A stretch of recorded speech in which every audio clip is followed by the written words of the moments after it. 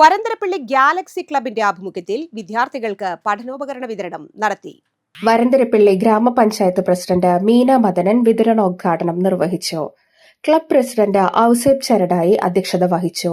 ഗ്രാമപഞ്ചായത്ത് vice president Santo Nandipulam, panchayat അംഗങ്ങളായ Bindu Priyan, Sudhini Rajeevan, Suhara Majeed, Rosly Thomas, club secretary Joseph Manjali, club vice president Biju Moyalan, club secretary Madanan, Vijitha Jayadeepan, Sineesh, Sathi Ravi, Mukundan, Shilji Sudheesh, Antony, Laisa Jijo, Ancy Thomas എന്നിവർ സന്നിഹിതരായി. എല്ലാവർക്കും നമസ്കാരം.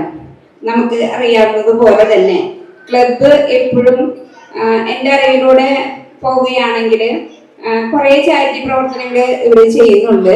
ഒപ്പം നമ്മുടെ വാർഡുകളിലായാലും ഇങ്ങനെ ആദ്യമായിട്ട് ഒരു നല്ല പ്രവൃത്തി ഇവര് ചെയ്യുന്നതിന് ഈ ക്ലബ്ബ് ഭാരവാഹികൾക്ക് എൻ്റെ ഹൃദയം നിറഞ്ഞ നന്ദി രേഖപ്പെടുത്തുന്നു.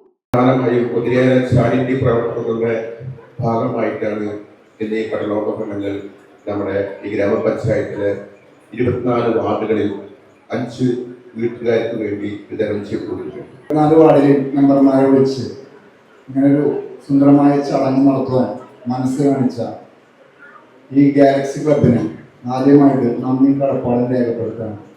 എന്താ പ്രസിഡന്റ് പറഞ്ഞ പോലെ ഞങ്ങളെല്ലാം ചെറുപ്പകാലഘട്ടത്തിൽ ഒരു ബാഗിനോ അല്ലെങ്കിൽ ഒരു പുസ്തകത്തിനോ നോട്ട് ബുക്കിനോ ഒക്കെ ഒരുപാട് പെൻസിലിന് റബ്ബറിനൊക്കെ ഒരുപാട് കഷ്ടപ്പാടും ബുദ്ധിമുട്ടൊക്കെ അനുഭവിച്ചു വളർന്ന വ്യക്തികളാണ്.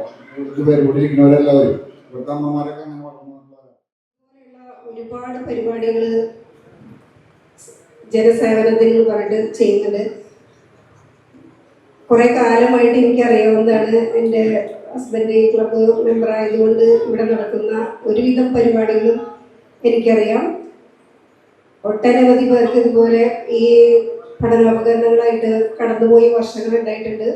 ഇപ്പോൾ കുറച്ച് നാളുകൾക്ക് ശേഷമാണ് തോന്നുന്നു ഇപ്പോൾ ഈ വർഷം വിപുലമായ രീതിയിൽ ഞങ്ങളുടെ പഞ്ചായത്തിൽ ഉൾപ്പെടുത്തിക്കൊണ്ട് 24 വാർഡിലെ മെമ്പർമാരോട് പറഞ്ഞ് 5 കുടുംബങ്ങൾക്ക് വീതമാണ് പാവപ്പെട്ട കുടുംബങ്ങളെ തിരഞ്ഞെടുത്ത് പാവപ്പെട്ടവരെന്ന് പറഞ്ഞ് സാരവൽക്കരിക്കുന്നതല്ല, നമുക്ക് അവർക്കാണ് കൂടുതൽ സഹായം ചെയ്തു കൊടുക്കേണ്ടത് എന്നുള്ളൊരു ഉത്തരവാദിത്തത്തിൻ്റെ പേരിലാണ് അങ്ങനെ അതൊരു ആരും ഒരു പോരായ്മയായിട്ട്